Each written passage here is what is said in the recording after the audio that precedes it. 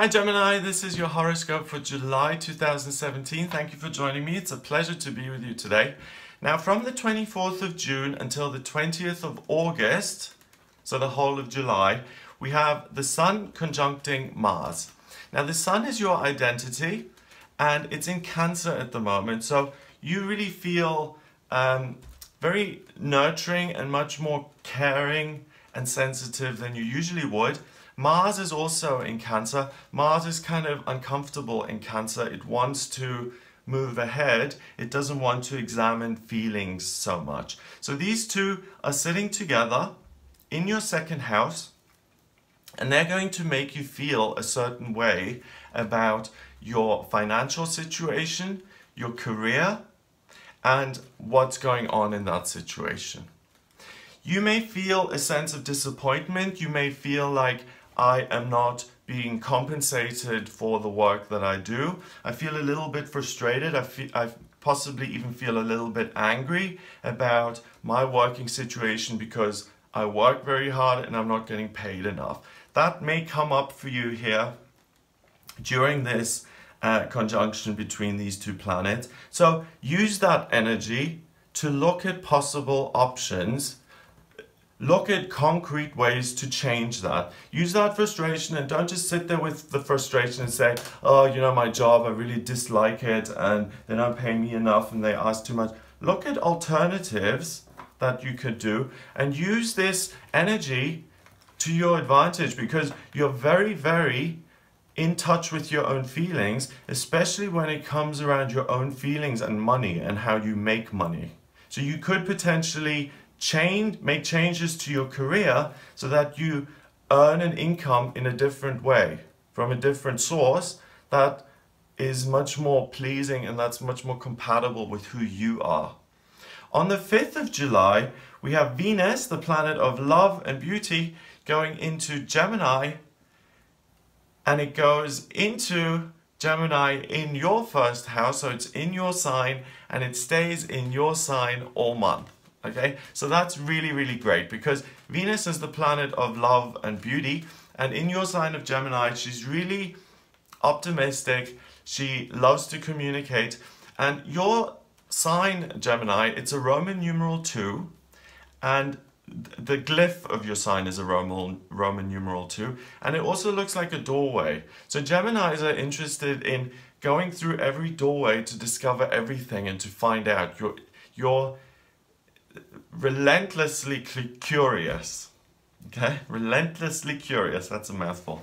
So with Venus there sitting in Gemini in your first house, you will love to discover new things. You will love to explore new ways of doing things, to be creative, to find out new ways of getting your message across, your point of view out there. Now, remember, combine that with the frustration you've got about your existing job, about your existing way of making money, and with this Venus helping you, finding you, making you an explorer, use that energy to find another way of making money, earning a living, and providing for yourself in a way that you love and enjoy. On the 7th of July, Mercury, your ruler, Mercury, the planet of communication, comes out of Cancer in your second house and moves into Leo in your third house until the 26th of July. So Mercury sits in Leo from the 7th until the 26th in your third house of communication. Mercury is the communication planet in Leo.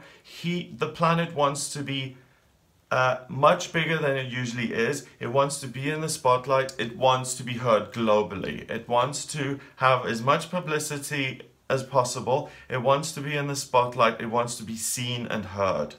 So during this month, you're going to have a lot of opinions. You will want those opinions to come across.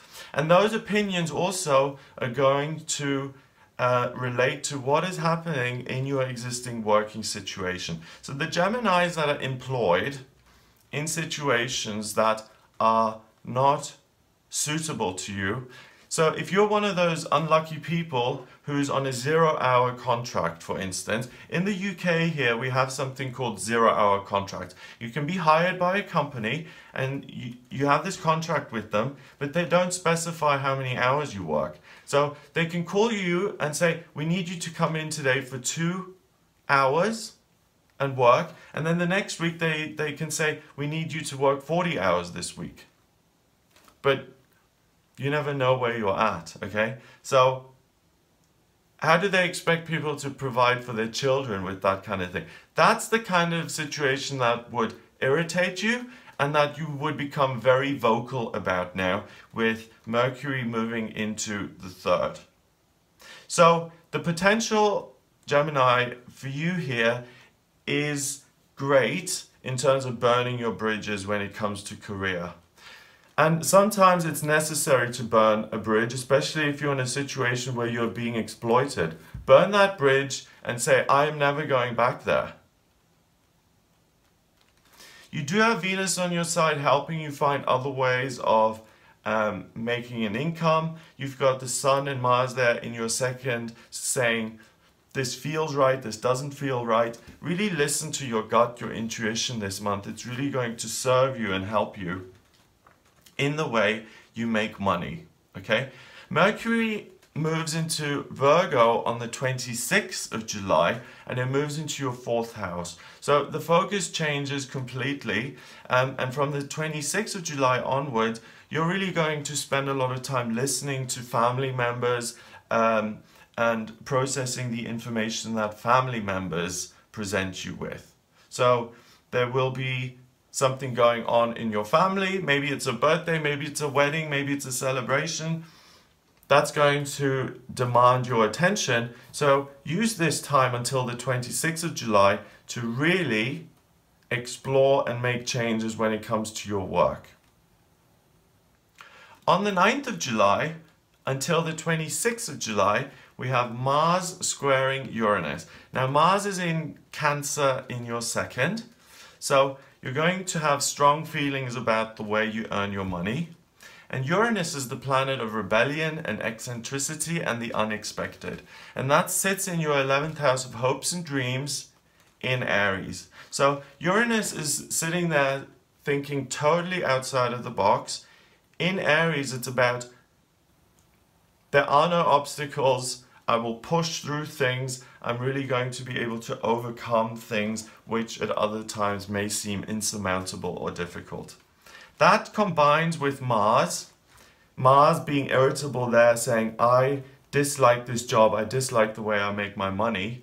And Uranus is going to say, look, there's a whole world of other things out here, and I'm going to give you the strength and the power to really get you moving forward and to get you into a different role, into a different position.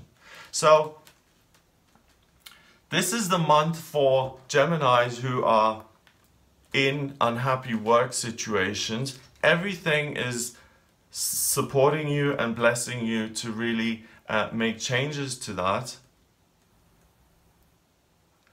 And Uranus is going to give you power and this rebellious energy that you don't usually have, okay? So you're far more likely to take risks. And I usually, you know, when people say, I want to change jobs, I want to, from going to being a school teacher, I want to be an intuitive healer. How do I do that? One thing is to just quit the job and to start setting up your own business. That's really scary because you don't know where the money's coming from. I usually just suggest to people that they keep their day job, they start doing their own job on the side, and when they start to make half of their day job's income with the new job, then leave the day job behind and transition to the new job full-time, because when you devote yourself to it full-time, you can make up the other half so that you have an income again. So, but if you're comfortable to just throw things up in the air and you need that fear to say, I quit, to motivate you, do it. Also on the 9th, we've got the full moon happening in Capricorn, and that's in your 8th house. The full moon is a point of completion. It's when the moon reaches its kind of completion point and it showers us with its energy. It's done, it's complete. showering us with Capricorn energy, which has to do with work. And Pluto sits right on top of this full moon. And for you, Gemini, it's in your 8th house of institutions and companies that you belong to. And Pluto is about change, okay? So even the full moon, everything is conspiring to really urge you to change what you're doing work-wise and to give you the opportunity to actually implement that in a physical way so that you can take practical steps and actions to get out of the existing job and into a new one in July. Now you'll be working with this kind of energy until the 21st of July when Mars moves into Leo. Mars has been in Cancer in your 2nd house, making you feel frustrated, but Mars now goes into Leo in your 3rd, and like Mercury before it, Mars in Leo is huge. It's like the lion roaring. It is not subtle, it's huge, it's loud, and you've got Mars and Mercury sitting in your 3rd house of communication. So you're not going to be able to zip it here this month, okay? You need to express what you're truly feeling and then listen to that, listen to your own guidance, what it is you're saying, and don't dismiss it, and get yourself to a position where it's like, okay, I didn't like that, and I was honest enough with myself to say, I don't like this, I'm going to have to go through the inconvenience of making changes, and you do it, and you can end up in a much happier position.